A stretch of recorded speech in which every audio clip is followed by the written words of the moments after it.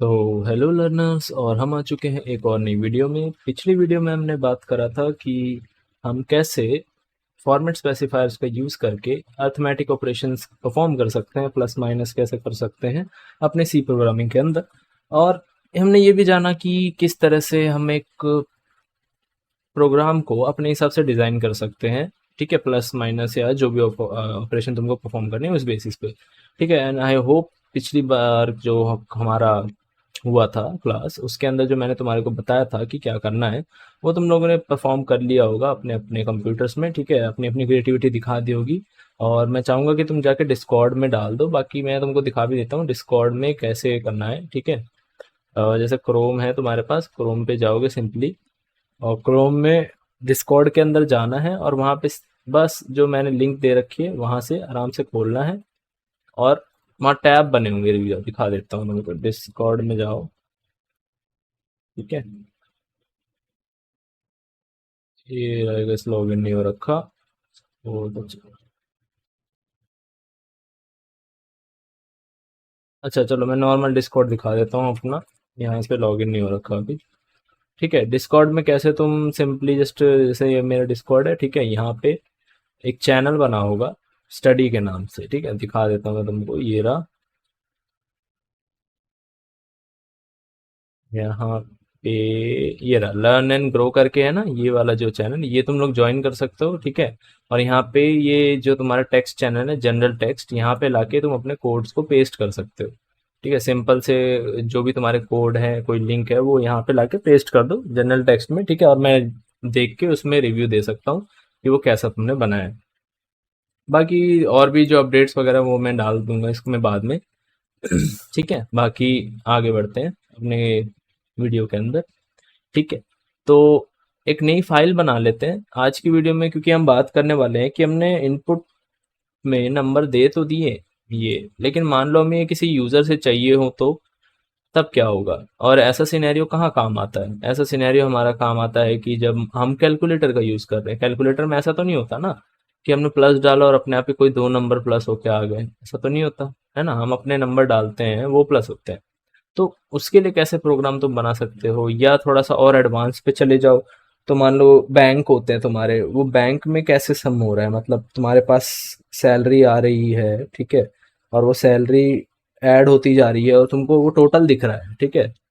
तो ये प्रोग्राम तुम कैसे बना सकते हो? सिंपली जस्ट देखो, नई फाइल बनाओ। यहाँ अभी के लिए, आज की वीडियो के लिए हम कैलकुलेटर नाम से बना लेते हैं, तुम लोग अपनी क्रिएटिविटी बाद में सीख के कर सकते हो, ठीक है। कैलकुलेटर डॉट सी, और हमारा वही जो हमारा मेन होता है ये कर दिया, और इंक्लूड में हेडर फाइल हमने डाल दी stdio.h, ठीक है। ये चीज ना भी इंक्लूड करो तो कोई फर्क नहीं पड़ता उससे, ठीक है, इससे कोई फर्क नहीं पड़ने वाला। ये हटा भी दोगे तो यहाँ से इसको हटा दो, यहाँ से चालू करते हैं हम अपना। तो किसी यूजर से अगर हमें इनपुट लेना है तो उसके अंदर, उसके लिए हमारे पास जो सी में फंक्शन होता है, वो होता है हमारे पास स्कैनर, ठीक है, ये वाला। ये स्कैनफ कीवर्ड के अंदर दो चीजें आती हैं। सबसे पहला तो पोर्ट्स के अंदर आता है इसमें, जिस चीज में तुमको इनपुट लेना है। तुम्हारे को अगर इंटीजर में लेना है तो परसेंटाइल डी लिख दो, फ्लोट में लेना है तो एफ लिख दो, डबल में लेना है लेफ्ट लिख दो, इस तरह से जो मैंने तुम्हें बताया था फॉर्मेट स्पेसिफायर्स का वो। फिर कॉमा देते हैं, फिर हम लगाते हैं एक एंड। यहाँ एंड लगता है, ये चीज याद रखना, एंड का मत भूलना। एंड लगता है, और फिर वेरिएबल का नाम, जैसे num1 लिख दिया है, num2 लिख दिया है, जो भी वेरिएबल का नाम हो तुम्हारे वो लिख के, और फिर ये खत्म कर दो इसको ऐसे, ठीक है। तो हम कैलकुलेटर का प्रोग्राम बना रहे हैं, तो एक प्रॉपर कैलकुलेटर का प्रोग्राम कैसे बनाएंगे? सबसे पहले तो हम यूजर को बोलेंगे कि भाई तुम कोई एक नंबर डालो, तो हम लिख देंगे एंटर योर फर्स्ट नंबर, ठीक है। ऐसे कर दिया हमने, और इसको थोड़ा सा और सही अच्छा कर देते हैं ऐसे, ठीक है। और यहाँ पे नीचे हम एक num1 ले देखते हैं, जहाँ पे हम इनपुट लेंगे, तो हम num1 के अंदर ले रहे हैं, या हम नंबर 1 या n1 या जो मर्जी है तुम्हारा नाम रखो। तो हमने int1 लिख दिया। इसके बाद इसको इनपुट लेना है हमें, तो सिंपली जस्ट स्कैनर, ब्रैकेट लगाया जैसा मैंने बताया था, कोट्स लगाया, परसेंटाइल डी लगाया, ठीक है, कॉमा, और एंड लगाना मत भूलना, एंड जरूरी है, ठीक है, और नंबर, ठीक है। अब ये क्या होगा, ये इनपुट ले लेगा। जैसे तुम्हारे को मैं दिखा देता हूँ, ये मैंने रन कोड अगर करूंगा तो यहाँ पे देखो ये वैल्यू डालने को आ रहा है, मैं कुछ भी वैल्यू डाल सकते हैं, यहाँ पे 256 डाल दी मान लो, और ये प्रोग्राम यहीं पे खत्म हो गया। ठीक है, क्यों? क्योंकि हमने इतना ही प्रोग्राम बनाया था, सिंपली जस्ट ये लाइन आ रही है और फिर हमने वैल्यू मांग ली, है ना।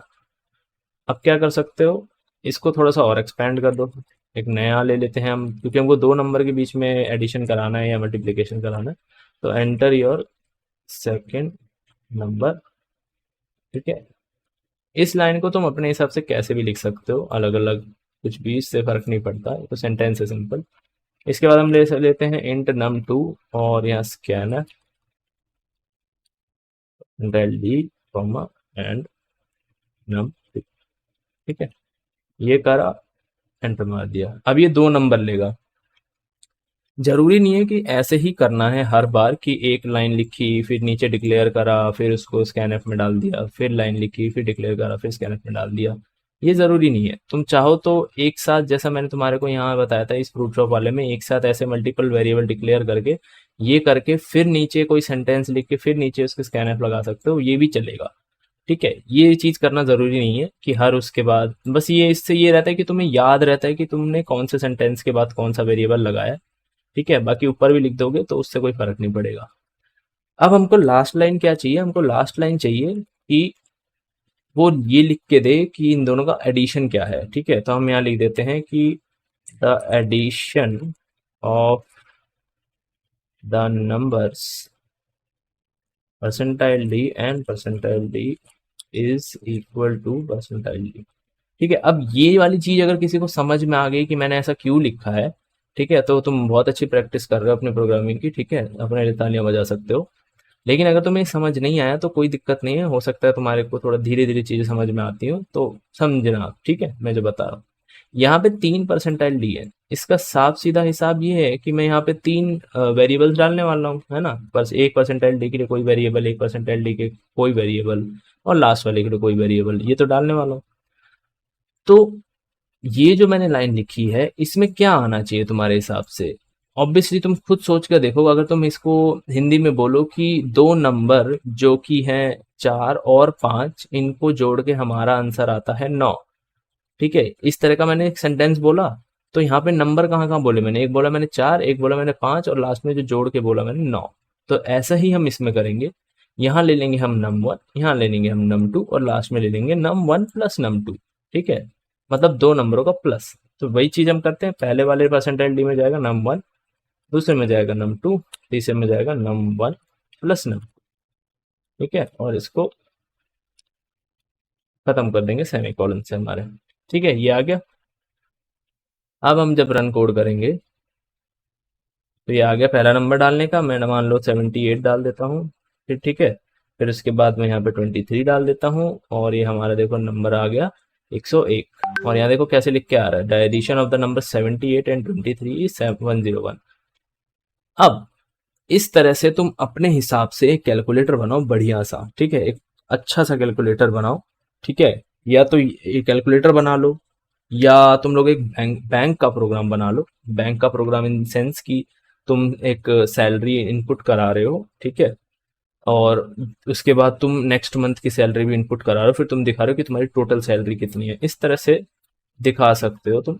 ठीक है, बाकी प्लस होकर जो भी तुम्हारा आंसर आएगा वो तुम इस तरह से दिखाओ, सेंटेंस में लिख के, या जैसे तुम्हारी मर्जी हो, अच्छा से सेंटेंस फॉर्म करके दिखा दो, जैसे भी क्रिएटिविटी लगानी हो लगाओ। ठीक है, मैंने तुम्हें बता दिया कि इनपुट कैसे लेते हैं, मैंने तुम्हें बता दिया कि उसको इस तरह से कैसे लिख सकते हो। ठीक है, अब तुम अपने हिसाब से अपना अपना दिमाग लगाओ। एक पहले तो मैं यही कहूंगा, इनिशियल स्टेज में तुमको ना कैलकुलेटर बना के ही देखना चाहिए। तुम्हारे जो कोर्स चल रहा होगा उसमें भी कैलकुलेटर बनाने का पहले आता है, तो पहले वो बना लो। अगर वो बनाना आ गया तो तुम अपने हिसाब से और नई क्रिएटिविटी लगा के कुछ नया बना सकते हो। ठीक है, तो ये चीज हो गई।